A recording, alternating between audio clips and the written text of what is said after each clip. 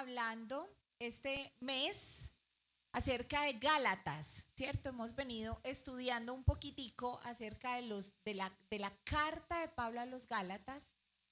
Y una de las cosas que hemos venido hablando respecto de los Gálatas es que los Gálatas tenían una característica. Estos Gálatas eran hombres que tenían una tremenda afición por adquirir conocimiento y por adquirir sabiduría. Pero Pablo llega a ellos a darles un mensaje completamente salido del contexto que ellos abarcaban y era creer y confiar demasiado pues en su propio conocimiento y en su propia sabiduría. Quienes estuvieron hace 8 días, Julián nos estuvo compartiendo acerca de cómo la ley, ¿cierto? Para nosotros como seres humanos, pues definitivamente agradar a Dios a través de nuestras obras es una tarea imposible. Y aunque no podemos lograrlo en precisión, la idea y la invitación que Dios nos hace a obedecer es más por amor, ¿cierto? Por lo que Él ha hecho por nosotros. Hoy, en el capítulo 3 de Gálatas, vamos a hablar de un importante regalo, así se llama el tema para quienes toman nota, un importante regalo que Pablo quería expresarle a los Gálatas, que ellos podían atesorar y enriquecerse muchísimo de ese regalo que ellos recibían a través de conocer a Jesús. Porque para ellos seguía siendo una lucha constante el conocimiento, ¿cierto? Les costaba mucho desprenderse de hacerlo todo de acuerdo al conocimiento y por eso Pablo era tan reiterativo en llevarlos a ellos a comprender la necesidad de aceptar lo que habían recibido a través de Dios, a través de la vida de Cristo Jesús.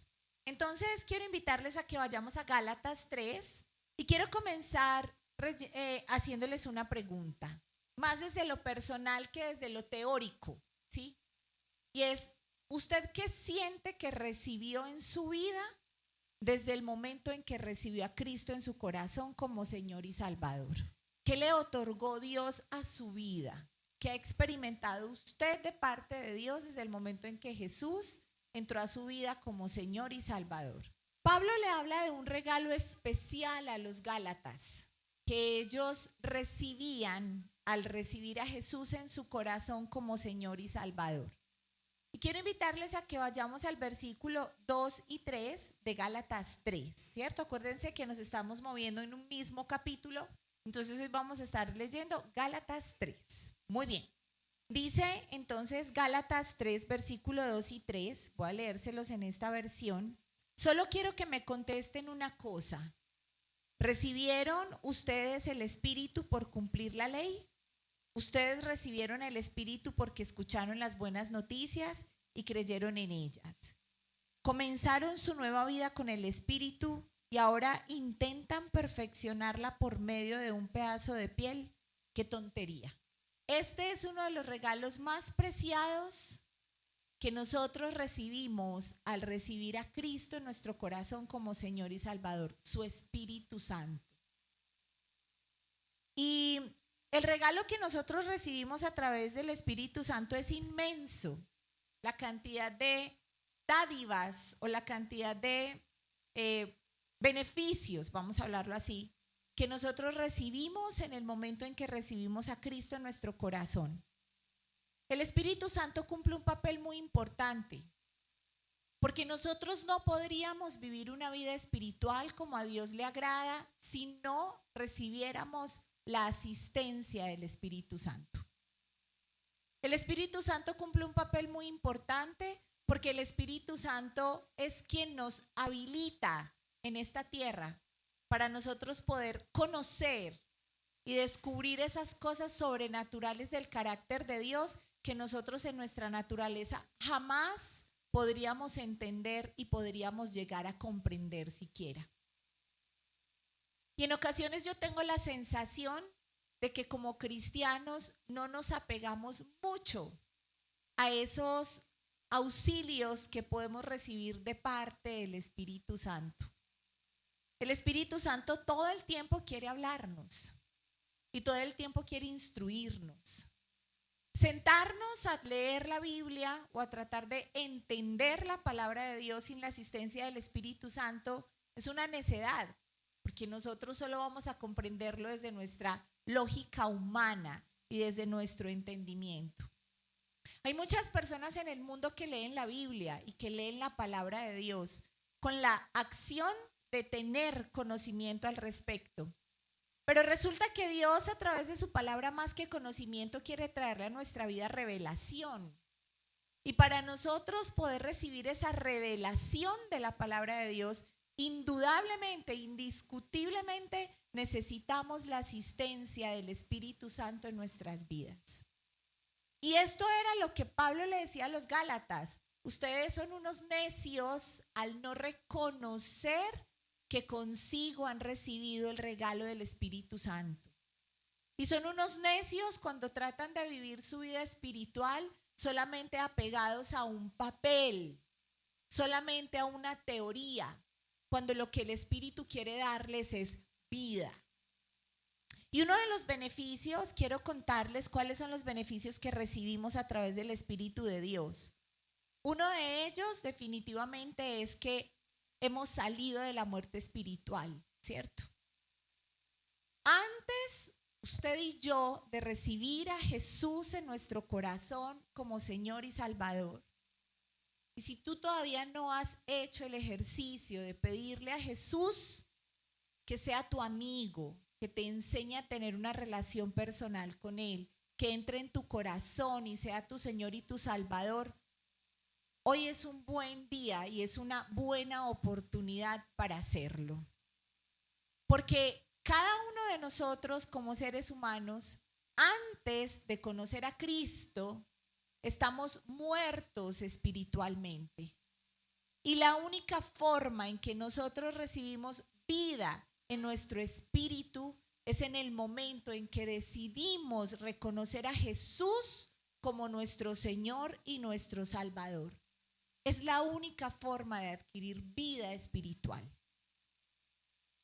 Por eso, cuando nosotros recibimos a Cristo, el Espíritu Santo de inmediato activa en nosotros otra vez la vida espiritual para que podamos empezar a comprender aquellas cosas espirituales que no podemos comprender de otra manera si no fuera por la vida espiritual que recibimos de parte de Dios mismo. Otro de los regalos que tenemos a través del Espíritu Santo es que, claro, tenemos vida eterna. Pero la pregunta es, ¿qué convicción tienes tú de la vida eterna? Y ese es un regalo que recibimos del Espíritu Santo. El Espíritu de Dios dice que Él nos lleva a toda verdad. Si usted sale hoy de este lugar y pasando la calle lo coge un carro y lo mata, ¿qué pasa con su vida espiritual? ¿Usted a dónde se va? ¿Qué pasa con usted?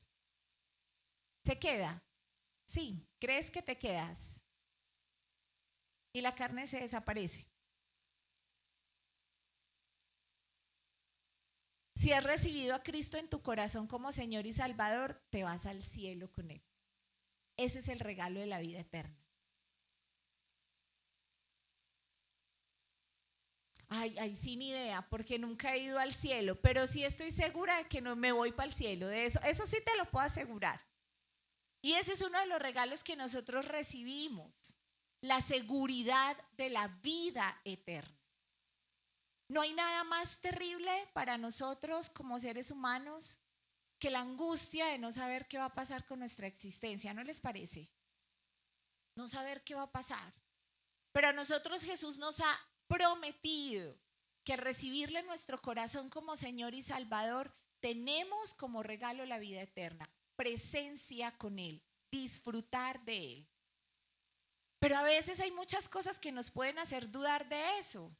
Pero el Espíritu Santo es el que se encarga de convencernos de que es una realidad, de que es un regalo real, ¿cierto? De que es cierto que ese regalo de la vida eterna, nada ni nadie, después de recibir a Cristo en nuestro corazón como Señor y Salvador, nada ni nadie nos lo puede arrebatar.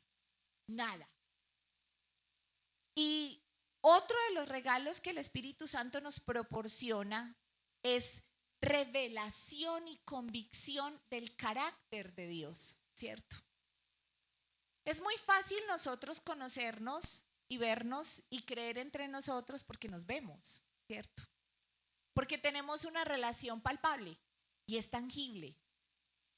Pero el carácter de Dios, nosotros no podemos palparlo, no podemos tocarlo, no podemos tocar ni ver a Dios en persona. Pero el Espíritu Santo se encarga de revelarle a nuestro corazón acerca del carácter de Dios. Eso es lo que nos lleva a entender que aunque nunca hemos visto a Dios, Dios es real en nuestras vidas. Es esa convicción que el Espíritu Santo ha puesto en nosotros lo que nos lleva a entender que aunque yo no vea a Dios en un cuerpo físico, Él habita en mi corazón y hace obras tremendas en mi corazón. Si el Espíritu Santo no hiciera esa labor en nosotros, para nosotros tener convicción y revelación del carácter de Dios sería tan difícil. Me atrevo a decir que sería imposible. Y eso era lo que Pablo quería llevar a los Gálatas a entender, que la relación con Dios, más que conocimiento, era un asunto de entregar su corazón y permitir que el Espíritu Santo permeara su corazón. La pregunta es, ¿tú estás conociendo a Dios desde dónde? ¿Desde tu entendimiento, desde tu razonamiento, desde lo que tus ojos ven, desde lo que puedes percibir? ¿O estás permitiéndote abrir tu corazón a conocer realmente cuál es el carácter de Dios y cómo quiere tocar tu vida en amor? Gálatas 3 también tiene una forma bien especial de enseñar acerca de por qué nosotros debemos acercarnos a Dios más desde el amor que desde el miedo. Y quiero invitarles a que vayamos al versículo 5 de Gálatas. Pablo seguía exhortando a los Gálatas y les dice en el versículo 5, ¿acaso Dios les da el Espíritu por cumplir la ley? ¿Acaso Dios hace milagros entre ustedes porque cumplen la ley? Dios les da el Espíritu y hace milagros porque escucharon la buena noticia de salvación y creyeron en ella. Lo que Dios está diciéndole a los Gálatas es, miren, acercarse a Dios por miedo al castigo, a la reprimenda, a lo que no vamos a recibir, es absolutamente paralizante. Porque entonces cuando yo me acerco a Dios creyendo que solo puedo recibir beneficios de Dios por mérito a lo que yo haga, me estoy perdiendo de poder disfrutar la libertad que me da conocer a Dios como mi Padre. Si el amor de Dios se tratara de méritos, usted y yo no tendríamos derecho a estar en este lugar. Si las bendiciones y los beneficios de Dios se trataran de méritos, usted y yo no tendríamos una casa, no tendríamos un trabajo, no tendríamos alimento, no tendríamos tantas cosas. Y lo que Pablo quería enseñarle a los Gálatas es que acercarse a Dios por mérito solo genera miedo, mas no libertad en conocerlo. Muchas veces necesitamos evaluar en nuestro corazón por qué vivo como vivo. Yo hago lo que hago con mi vida para evitar un castigo, para evitar que Dios me quite, para evitar que Dios no me dé, o yo vivo como vivo porque de verdad hay convicción en mi corazón de tener un estilo de vida que agrade el corazón de Dios. Y no sé si tu pregunta puede ser, yo sé que tengo un estilo de vida que no agrada completamente el corazón de Dios. ¿Qué hago? Acércate a Dios y Él mismo te va a ayudar en su misericordia a que podamos empezar a desarrollar ese estilo de vida que a Él le agrada. Pero no por miedo, ¿cierto? Sino por amor, por entrega genuina. Otra de las cosas que Pablo le enseñaba a los Gálatas era acerca de la fe. Si ustedes se van dando cuenta, Gálatas 3 va llevando un hilo conductor. Primero, Pablo les habla a los Gálatas del regalo que podían ser otorgado a ellos a través del amor de Dios, que fue el Espíritu Santo. Después, los lleva a entender que hay un montón de maneras de acercarse a Dios desde la libertad, más no del miedo. Pero luego les toca un tema bien importante y es acerca de la fe. Es más interna que externa, ¿cierto? La fe es una decisión de mi voluntad de esperar en Dios lo que mis ojos todavía no ven, ¿cierto? Dice de hecho que es una certeza o una seguridad, es una convicción tan arraigada que hay en tu corazón que por más que las circunstancias o las personas o las condiciones a tu alrededor traten de cambiar esa convicción, esa certeza, tú sigues firme en esa seguridad, en esa convicción. Y dice que la fe es la certeza, es la convicción de que nosotros vamos a recibir de Dios lo que Él nos ha prometido. Y hay promesas de Dios que tardan tiempo, años. Es más, hay promesas de Dios que quizá a ti y a mí no nos va a tocar ver, recibir. Pero no significa que si no nos toca verlas a nosotros no vayamos a recibirlas. Porque vienen generaciones detrás. Que aunque nosotros no veamos el fruto de la fe o el fruto de la espera de esa promesa, detrás de nosotros vienen generaciones que sí recibirán ese cumplimiento de la promesa. Porque Dios no miente. Y cuando Dios promete en algo y asegura darnos algo, Él sencillamente lo hará. Y los Gálatas, por su estar tan aferrados al conocimiento, había un tremendo debate en su razonamiento y en su corazón. Para ellos era creíble lo tangible, lo visible, lo experimentable, lo que pudieran palpar, mas no esperar en aquello que no podían comprobar. Pero Pablo los lleva a ellos allí mismo en el versículo 6 al 9, los invito a que leamos. Dice, les ilustra a través de la vida de Abraham lo que significa la fe. Y les dice, así Abraham creyó a Dios, quien tomó en cuenta la fe de Abraham y lo aprobó. Entonces, tienen que saber que los verdaderos hijos de Abraham son los que tienen fe. La escritura preveía lo que pasaría en el futuro. Debido a la fe de los que no son judíos, Dios los aprobaría y le dio a Abraham esta buena noticia. Todas las naciones serán bendecidas por medio de ti. Esto significa que todos los que tienen fe compartirán la misma bendición que recibió Abraham por haber creído. Y Pablo sigue hablándole a los Gálatas acerca de la importancia de creer. Hace unas semanas atrás empezamos una serie de temas con MBI que se llama Biografías y estuvimos hablando justamente de Abraham. Y una de las cosas que nos llamaba mucho la atención de la vida de Abraham es que Dios le dice a Abraham que deje todo lo que tenía, no solamente su tierra, sino también a su familia. Y Dios le dice a Abraham que emprenda un viaje hacia un lugar y hacia una tierra desconocida. Ni siquiera le dice hacia dónde, ¿cierto?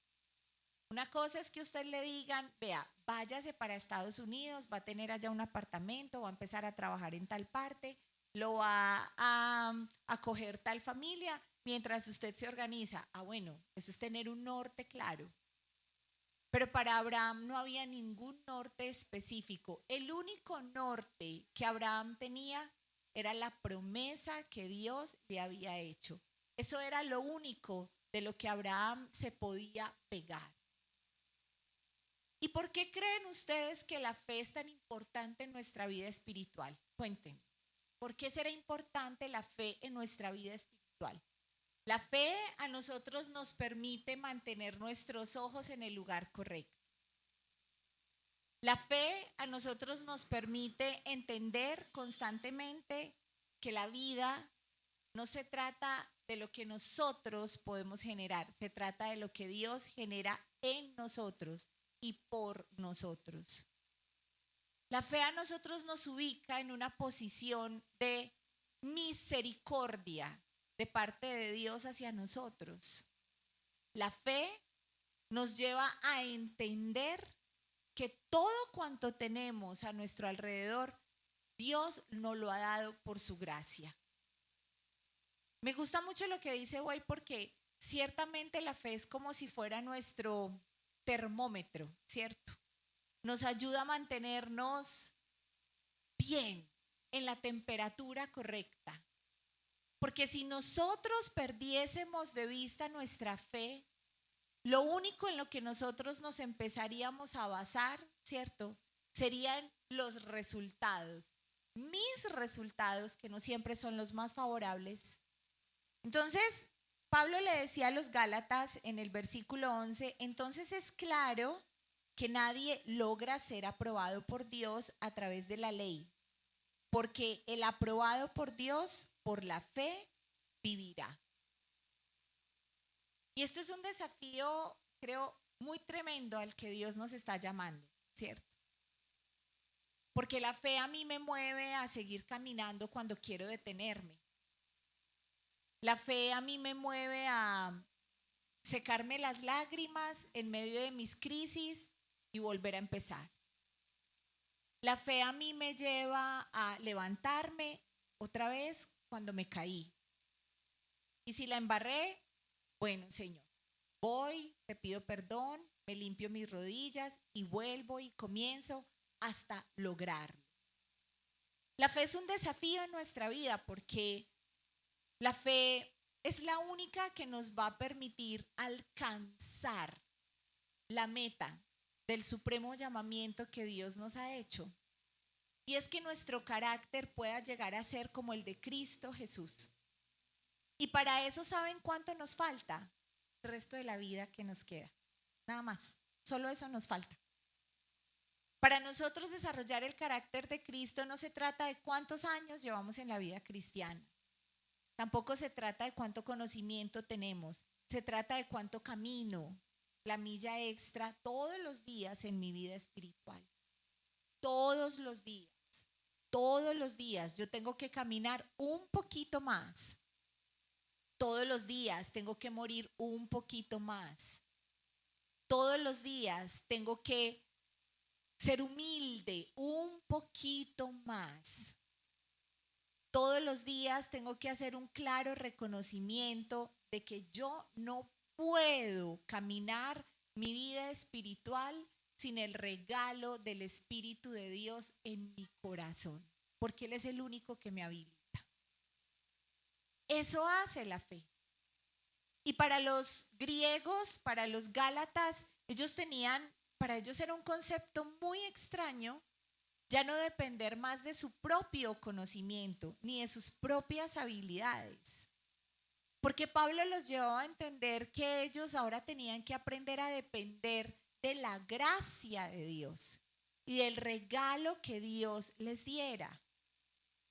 Y muchas veces a nosotros es esa misma sensación de tener que luchar nosotros nuestra vida la que nos lleva a separarnos de la gracia de Dios. ¿Cuántas veces nosotros no hemos concebido pensamientos en nuestro corazón y en nuestra mente como lo que yo no haga por mí, nadie lo va a hacer por mí, ni siquiera Dios, ¿cierto? ¿O cuántas áreas de tu vida tú manejas a tu manera porque tú todavía sientes y crees que en eso Dios no interviene? O que hay cosas que a Dios se le piden, pero que hay otras que a Dios no se le piden, ¿cierto? O que nosotros creemos que si yo no alcanzo tales estándares como persona, entonces Dios por mí no va a hacer nada. Y eso es un pensamiento que nos hace depender de nosotros mismos y que nos hace seguir anclados a ese pensamiento dañino de que Dios es un Dios que da por mérito, que Dios ama por mérito, que Dios ha tenido de nosotros misericordia por mérito. cuando no es así. Y quiero que vayamos allí mismo a Gálatas 3 al versículo 17 y 18. Porque Pablo les habla a los Gálatas de una promesa que nunca pierde vigencia. Y dice Gálatas 3 del 17 al 18, lo que estoy diciendo es que el pacto que Dios hizo con Abraham fue oficial mucho antes de que llegara la ley. La ley llegó 430 años después. Por eso la ley no pudo anular el pacto ni cambiar las promesas de Dios. Las bendiciones que Dios nos prometió no las podemos recibir por obedecer la ley. Si fuera así, ya no sería una promesa de Dios. Pero la verdad es que Dios entregó gratuitamente sus bendiciones a Abraham por medio de una promesa. Es decir, Pablo ubica a los Gálatas y les dice, suficiente, dejen de creer que todo lo bueno que llega a sus vidas es porque ustedes lo han generado. Porque en realidad lo que ha venido a sus vidas es parte de una promesa que Dios les hizo hace muchísimos años atrás. Aún antes de que la ley comenzara a ser vigente para el estilo de vida que los Gálatas tenían. Dios te pensó antes de la creación del mundo. Dios te escogió antes de que el mundo fuera creado para que le conocieras y para que le disfrutaras. Y nosotros, para poder entender y disfrutar de esa verdad, sencillamente nosotros necesitamos acercarnos más a la gracia de Dios, a su misericordia y obedecerle en un acto de amor, mas no porque yo crea que si cumplo muchas cosas de la ley, entonces mi vida va a estar bien, porque no es así. Pablo también lleva a los Gálatas a mirar otra de las promesas importantes y está en el versículo 19. Y dice, entonces, ¿para qué se hizo la ley? Y este versículo en lo particular me llamó muchísimo la atención. Dice, la ley fue dada pues para mostrar las maldades que hace la gente contra la voluntad de Dios. La ley era válida hasta el momento en que llegara aquella descendencia que iba a recibir la promesa. Es decir, que la ley fue hecha para mostrarnos a nosotros, los seres humanos, que sencillamente no podíamos cumplir con ella. Para eso fue hecha la ley. La ley es nuestro espejo frente a lo que yo como ser humano no puedo cumplir por mi propia capacidad. La ley es mi espejo que me recuerda todos los días de mi vida que si no hubiese sido por la gracia de Dios, yo no estaría donde estoy. Yo pienso que la ley se convierte de una u otra forma en un piso, ¿cierto?, que se nos pone.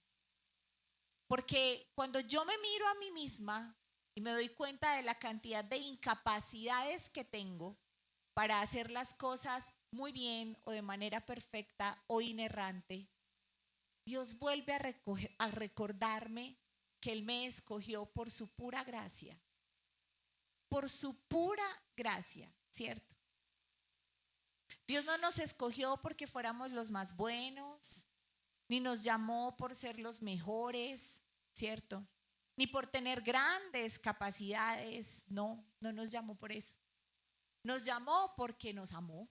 Por eso nos llamó, porque nos amó, porque cuando nos vio quiso escogernos y quiso tomarnos para Él. Solo por eso lo hizo, no porque fuéramos lo mejor. Y me llama mucho la atención porque el versículo 22 nos lleva a una necesidad como seres humanos. Y el versículo 22 dice en Gálatas 3, Pero la escritura encierra a todo el mundo bajo el poder del pecado para que los que creen puedan recibir por la fe en Jesucristo la nueva vida que Dios prometió. Creo que nosotros cuando vamos conociendo al Señor y cuando van pasando los años en nuestra vida, tenemos que guardarnos de la altivez espiritual. Porque a veces sin darnos cuenta yo empiezo a sentirme mejor que otras personas. O empiezo a sentir que mi vida es mejor que la de otras personas. Y sin derecho alguno empezamos a hacer juicios de valor frente a la vida de otras personas. Y es tremendo porque Gálatas 3:22 nos está diciendo que todos nosotros fuimos enmarcados en la misma condición ¿de qué? De pecado. A los ojos de Dios, Hernando no es mejor que Mario, Mario no es mejor que Estefa, Estefa no es mejor que Maye, Maye no es mejor que Pao, Pao no es mejor que Germán. A los ojos de Dios, todos teníamos la misma condición de pecado. Y te tengo una noticia. Tenemos la misma capacidad y habilidad de seguir pecando que como cuando el Señor nos llamó. Por eso nosotros necesitamos cuidar nuestro corazón de la altivez espiritual. Porque la altivez espiritual a mí me puede llevar a pensar que yo soy una obra terminada y que yo estoy bien como estoy y que en mí no hay nada más que necesita corregirse, que yo ahora tengo que dedicarme a corregir a todo el mundo y que ahora yo tengo que dedicarme a ayudarle a todo el mundo a ser mejor ser humano, y no es así. Yo tengo que velar por mi propio crecimiento, por mi propio cambio, por mi propia transformación.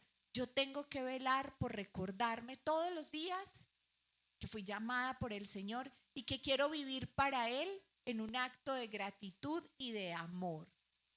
Y de esa forma nosotros guardamos nuestro corazón de la altivez espiritual. Pero también, ¿cierto? Encontramos, para que vayamos finalizando, dos resultados muy importantes de lo que Cristo hizo por nosotros. Y Pablo se lo recuerda a los Gálatas. El primero de ellos está en el versículo 24 y dice: por eso la ley era nuestro guardián hasta que llegó Cristo. El resultado es que estamos aprobados a través de la fe. Ese es el primer resultado que recibimos a través de Cristo. Cuando tú y yo recibimos a Jesús en nuestro corazón como Señor y Salvador, inmediatamente somos aprobados por el Señor. El Señor nos pone un chulito. ¿No les parece eso muy especial? Saber que somos aprobados por Dios. No, pero yo ¿cómo voy a ser aprobada por Dios? Si usted viera cómo pienso, si usted viera cómo vivo, si usted viera cómo hablo, si usted viera lo que hago. Tú recibiste a Jesús en tu corazón como Señor y Salvador. Reconociste tu necesidad de Él. Eres aprobado por el Señor. Él ya te puso un chulito. Claro, tenemos que trabajar en nuestro carácter para que nuestro carácter cambie y seamos transformados en muchas cosas. Pero la aprobación de Dios viene en el momento en que de inmediato le recibimos a Él. Y dice que el otro resultado está allí en el versículo 25. Dice: ahora que ha llegado la fe, ya no necesitamos que la ley sea nuestro guardián. Es decir, que hemos recibido libertad para poder acercarnos al amor de Dios. Cuando estaba orando por este tema, pensaba, creo que una de las dificultades que como seres humanos nosotros más tenemos ni siquiera es perdonar a otras personas, es perdonarnos a nosotros mismos. Muchas veces nosotros somos más compasivos y somos más misericordiosos con las faltas de otros, pero con nuestras propias faltas nos latigamos constantemente y nos damos súper duro. Y no quiere decir eso que yo deba pasar por alto mis faltas, ¿cierto? Yo debo reconocerlas y hacer cosas para que hayan acciones de cambio. Pero cuando yo insisto en no aceptar el perdón de Dios, Cuando yo insisto en no aceptar su amor, su misericordia y su gracia, yo me estoy apartando del propósito que tuvo Cristo al morir por mí en la cruz, y es entender que no me salvan mis obras, que no me salva lo que hago, me salvó lo que Jesús hizo por mí. Cuando yo insisto en no aceptar el perdón de Dios, yo estoy pisoteando la obra salvífica de Cristo en la cruz por mi vida. Y esto era algo que Pablo quería llevar a los Gálatas a entender. Y era, ya no se trata de ustedes, ya no se trata de sus acciones, ni de sus obras, ni de lo que pueden hacer. Se trata de Cristo, que es mucho mayor que ustedes, que es mucho más poderoso que ustedes. Y me gustaría que terminemos este tiempo pensando en eso. ¿Qué tanto aceptas la obra salvífica de Cristo en tu vida? ¿Qué tanto estás aceptando su gracia, su perdón, su redención, su misericordia, su limpieza? ¿Qué tanto estamos aceptando que la ley no puede salvarnos, ni la perfección en nuestro carácter? Pero que esa misma gracia es la que me lleva a reconocer que quiero ser cada vez mejor para Él y que quiero hacer mejores cosas por amor a Él, no por miedo a Él, sino por amor a Él. ¿Oramos por esto? ¿Les parece? Muy bien. Señor, esta noche nosotros queremos acercarnos a tu presencia.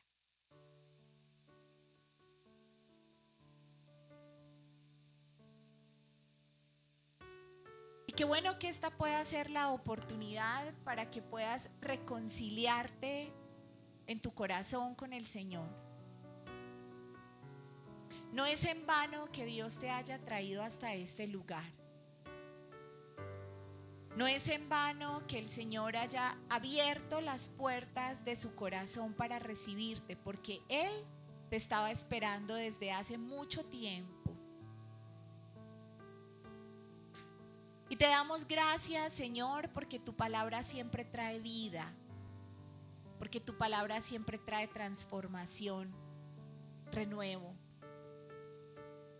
Y yo te invito a que en esta noche tú puedas decirle a Jesús